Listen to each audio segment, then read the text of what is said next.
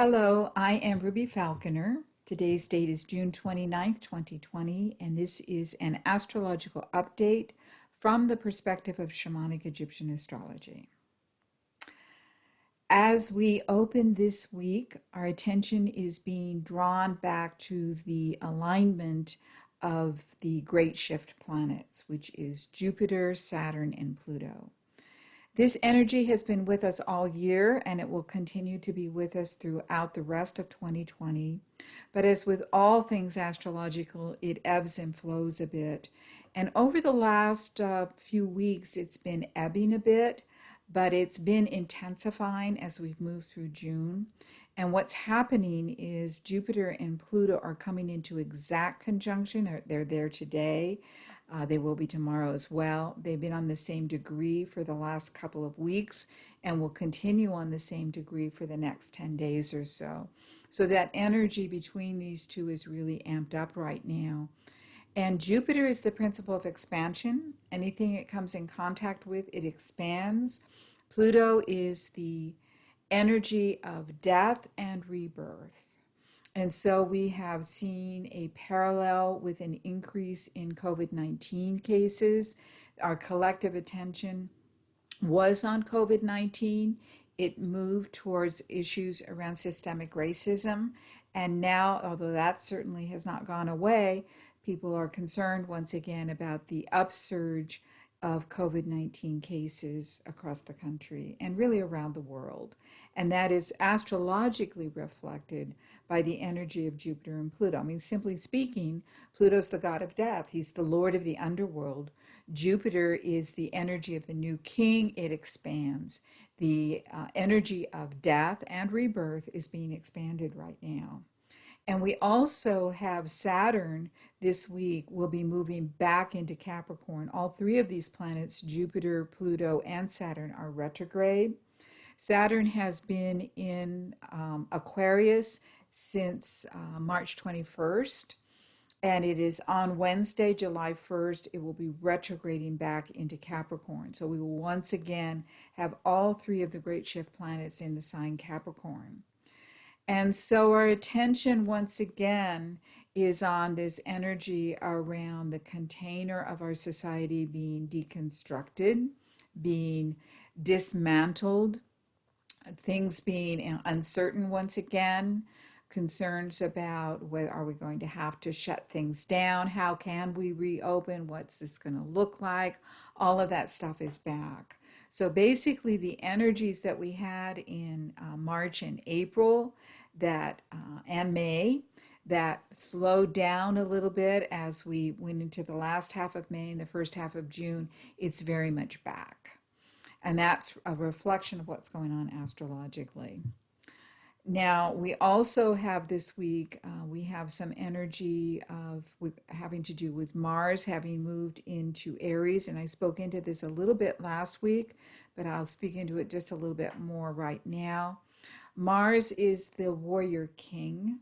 He is the principle of action, of movement, creative energy, creative manifestation, as well as destruction. He's the god of war. In the Egyptian pantheon, Mars is Set, and Set's a very tricky archetype because on the one hand, he kills his brother, not once but twice. He kills his brother Osiris, but he is also the warrior who accompanies the god Ra in his underworld journey that he goes through every night. And there is a monster, Apophis, who wants to gobble up Ra so that the sun can't rise as he's making his way through the underworld at night. And Set goes with Ra every night to defeat the monster, to kill him so that the sun can rise. So on the one hand, Set is a betrayer, he's a murderer, he's unpredictable, he's not trustworthy. On another hand, he is the loyal protector. He uses all of his warrior strength in the service of the earth and in the service of the sun. So you never know with Mars what you're going to get. And right now he has moved into his home sign, which is Aries. He's going to be in his home sign for a long time, for a little bit over 6 months, which is unusual. It's happening because during this second half of 2020, Mars is going to turn retrograde for about 2 months. And so that extends his journey through Aries, and he's in his home sign. So Mars in Aries is a very intense position. It's assertive, it's impulsive, it's action oriented, it's spontaneous. It can also be combative, it can be combustible, impatient. All of those energies are very much going to come to the fore. And I think what's most important is particularly in October, September and October, when the great shift planets are all changing direction, they'll be turning direct. Mars will be right there with them in relationship to them, in a challenging relationship with them. We'll talk more about that as we get there, but I just wanted to let everyone know that this is a big shift to have Mars moving into Aries, where it's going to stay for the second half of 2020. And it's definitely going to be a player along with the great shift planets. So, get some pretty intense energy going on there. And we're not feeling it too much yet. We are going to have Mars moving into a conjunction with Chiron. That's going to happen next week. So, some of the energies are going to start moving, but primarily it's going to be later on when Mars turns retrograde that we're going to really be feeling some of these energies from that. So that's a shift that's taking place. Things are a little bit more combative, a little bit more assertive. There's also an opportunity for more creative action to take place, because that's what Mars is also about, is moving energy forth in new ways. And it's definitely what Aries is about as well. So I think things are going to start to move very quickly here as we proceed through the second half of 2020. So to kind of come back to where we are right now, we're completing this time between phases. I've talked a lot about this, the time between eclipses. This started back on June 5th with a partial lunar eclipse.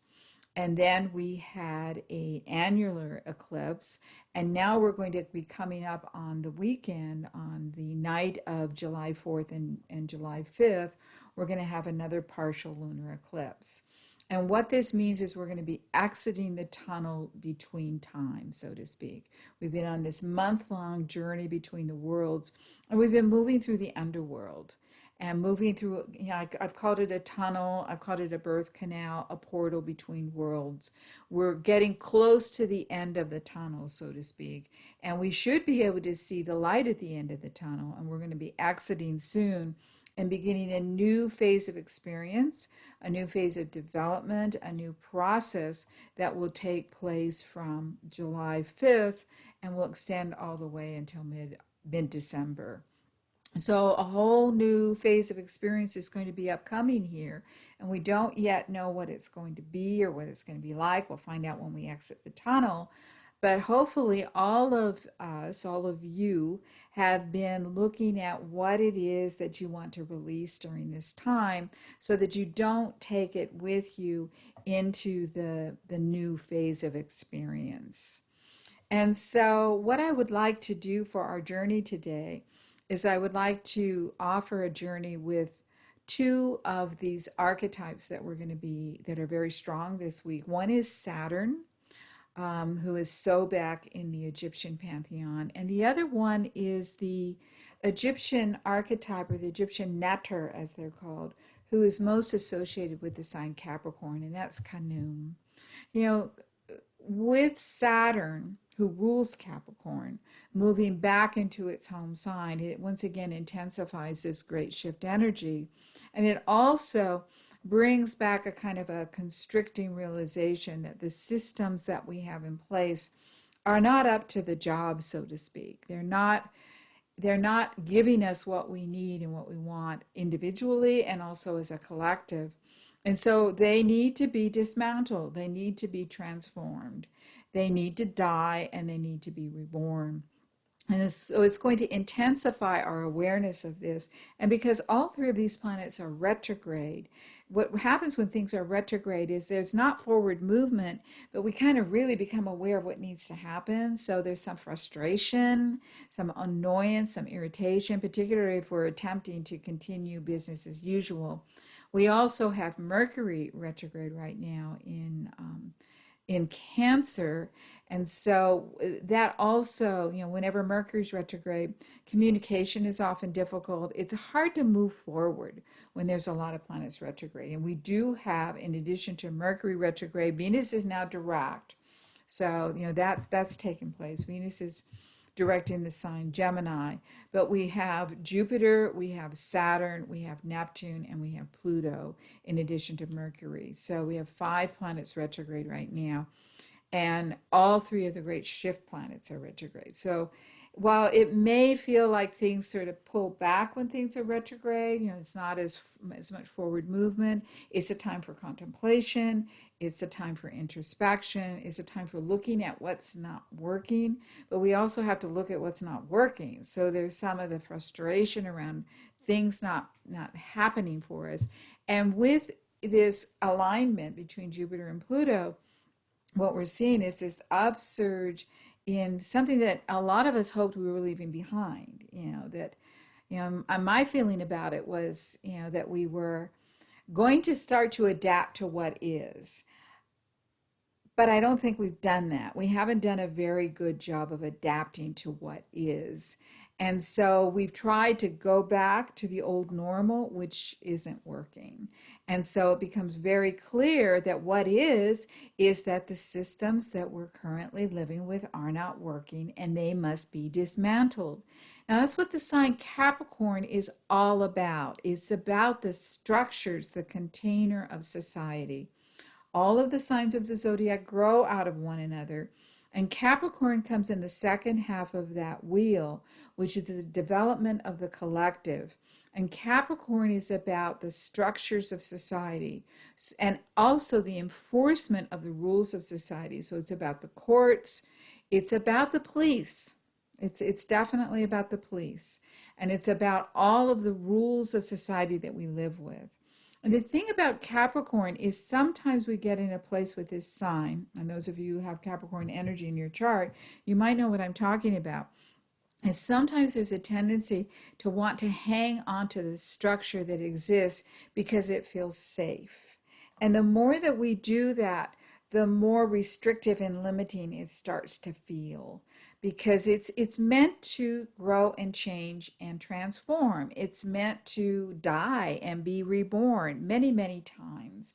And the shadow side of Capricorn as a sign is authoritarianism.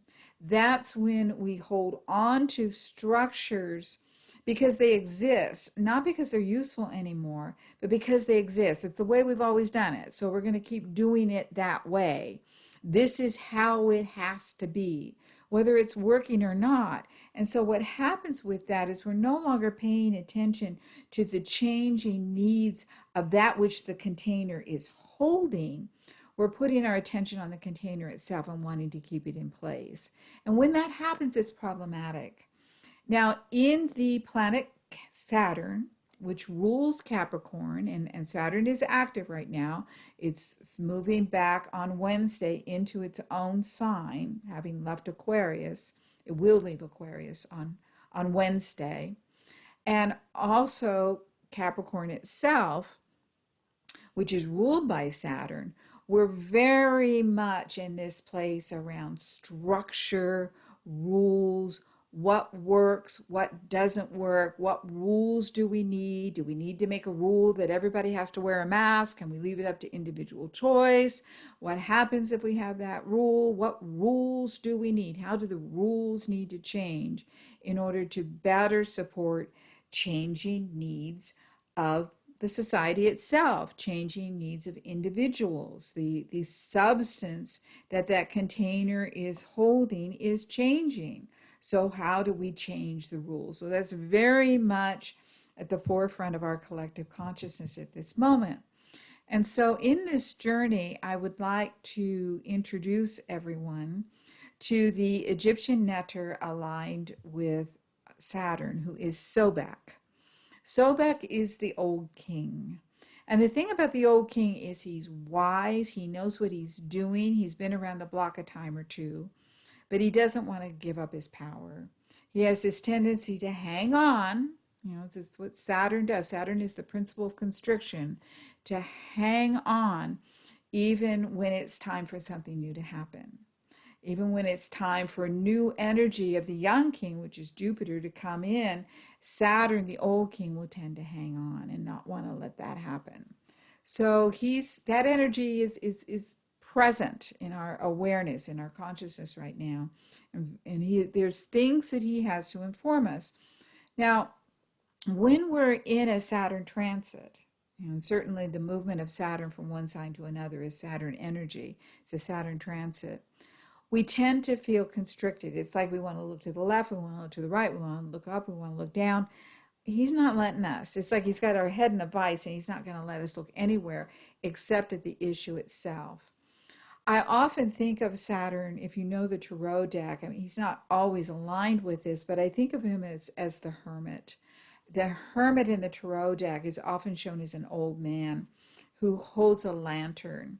And he's holding that lantern out, so he's pointing where we need to look. And it's a little bit right now, as we're coming to the end of this portal between the worlds, we have this bright light at the end of the tunnel, which is where we're looking. We're moving toward that. And Saturn holds that light and says, this is what you need to look at. Can't look at anything else. It's all dark back there. You can't see anything. This is where you can see something. So that's what Saturn does. Now, Sobek, the old king, he will sometimes hold on, and he has trouble letting go. But he also has a lot of wisdom, and so he wants us to listen to him. It's almost as if we will listen to him, then he can let go. If we will understand and hear his wisdom, what he wants us to know, then he will let go and allow us to move forward. Now, where he often is taking us is to the netter, who is aligned with the sign Capricorn. And that netter is Khnum. His name is spelled Khnum. And Khnum is often shown as a human man with the head of a ram. He has big spiraling horns and he has beautiful eyes. He's very gentle and he's very loving. And he's a creator god in ancient Egypt. And he created the animals and the humans who live upon the surface of the earth. And the way he did that was on a potter's wheel. He's a potter. So he puts them on his potter's wheel and he weaves this form for us. Now, what he also does for us is every time we're going through a process of a transformation and change, he invites us back on his wheel. So he puts us back on because maybe, we've gone through some big change. We've left a relationship and we're setting off, on a new life, or we've left a job or whatever it might be. He's like, come on, get on my wheel. We need to do some tidying up. You need something new. He works on an energetic level of the Ka body, which is our energetic body, not our physical form. Although you break a bone or whatever and you're healing, he'll put you back on the wheel to help you develop a new way of being in order to accommodate the transformations and the changes that you've gone through. So Khnum is very much about adapting to the changes that are going on and allowing us, supporting us in having a new form as we move forward. So I'd like you to meet Khnum on this journey. And Sobek often is shown as a crocodile. And in Native American traditions, crocodile is about digestion. It's about integration. So Sobek wants us to integrate that which we have not wanted to look at, to bring it in, understand it, to really see it. That's why he doesn't let us look at anything else. He's that principle of constriction. He doesn't let us look at anything else except what's right in front of us so that we can then release it, give it to Khnum. He'll put us on the potter's wheel. He'll spin us around. He'll help us transform so that we're ready to move forward with a new form and at a new level of integration. So I'm going to invite everyone to go on a little journey with these two today. So make yourself comfortable. Take a couple of nice deep breaths.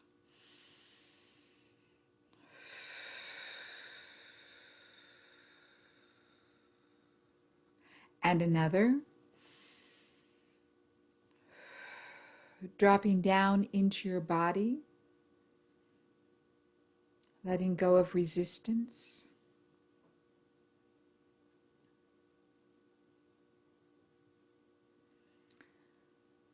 And I invite you now to locate yourself in the tunnel, in the portal between the worlds. It's dark in this tunnel. You've been in it for a long time, over 3 weeks now. There have been times it's been difficult to be in this tunnel. There's nothing there except darkness. It can be frightening. It can be scary. But you're almost to the end now. You can see the bright light at the end of the tunnel. And you realize now that you are not alone. Sobek, the old king, is with you. He's been with you all along. He's been lighting your way. He's been showing you what you need to look at. There have been moments, there have been times when you felt in resistance to what he's shown you. You haven't wanted to see it.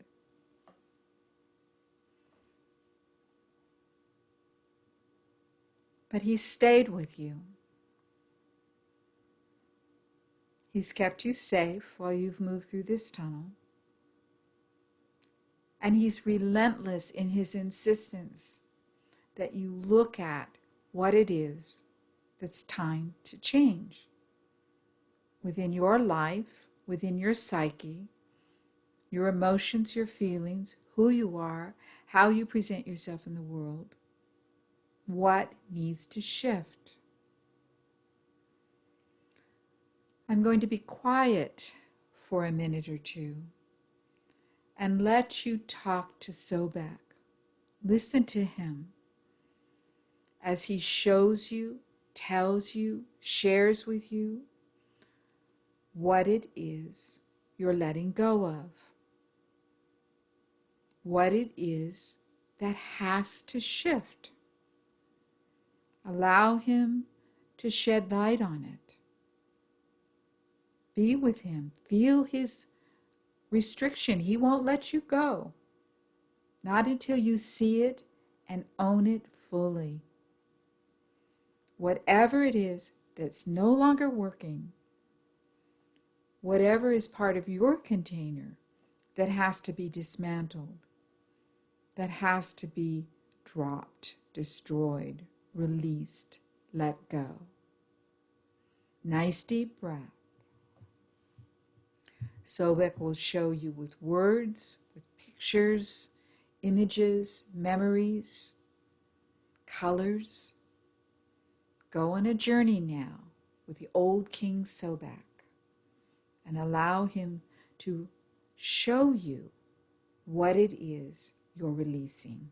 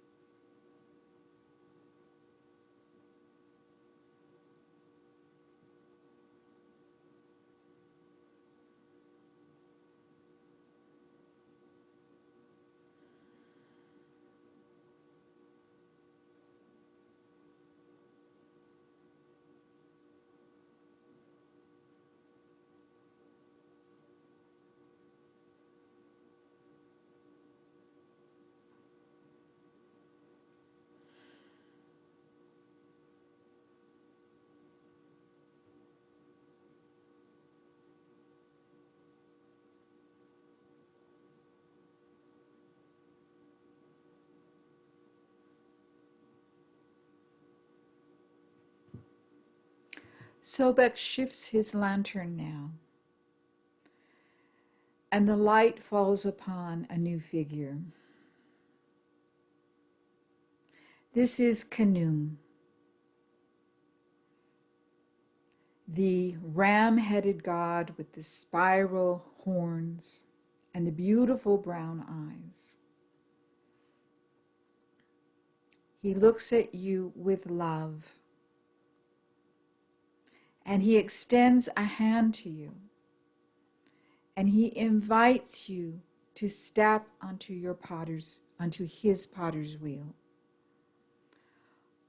For now that you are ready to release,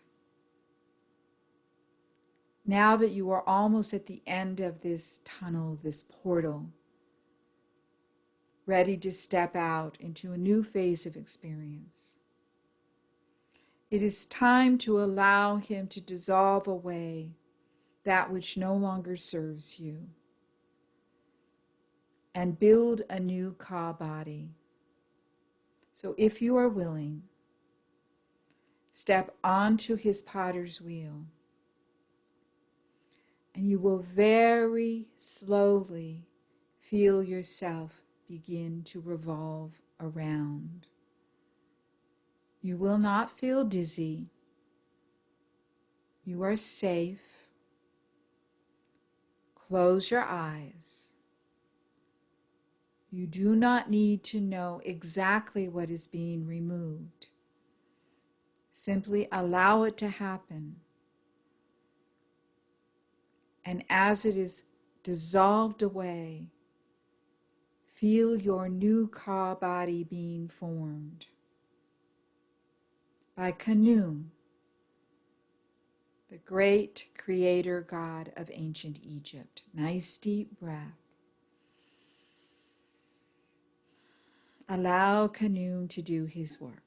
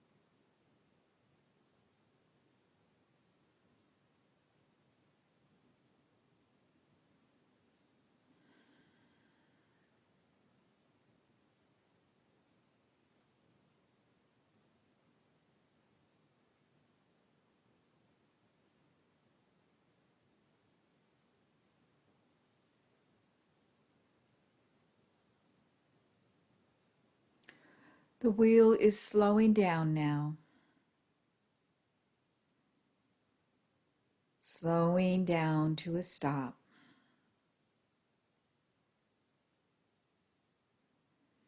And Khnum stretches out his hand to help you step off of his wheel. And you step into the waiting arms of Isis. Queen Mother of Heaven, she who is with us through every process of transformation and change. She's been with you every step of the way through this tunnel. Every shift, every change. She's always there. And she's here now to wrap her rainbow wings around you and hold you close. So lean back against her and just rest for a few moments. Soak in her love. Let everything settle. Your new form.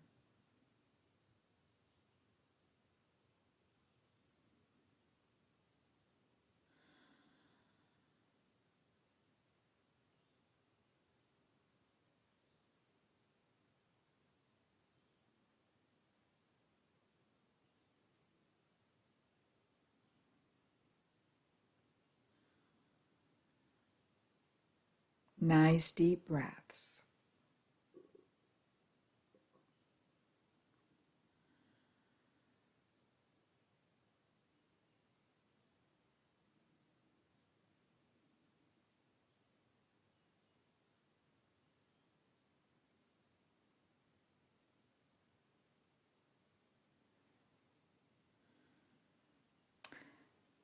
And very slowly now come back into awareness.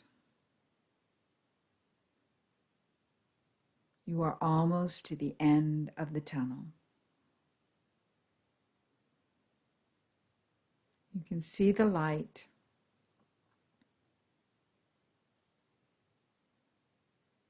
A different phase. A new way of being.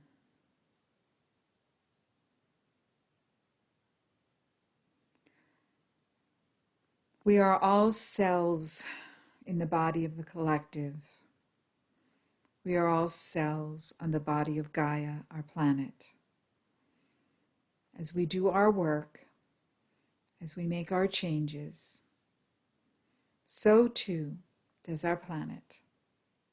So too does our collective. We create the world we want to live in by changing ourselves.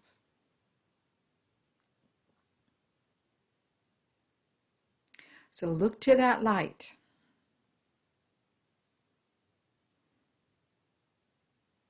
And as you move toward it, bring with you the commitment of who you're going to be in this next phase. Thank you for being with me,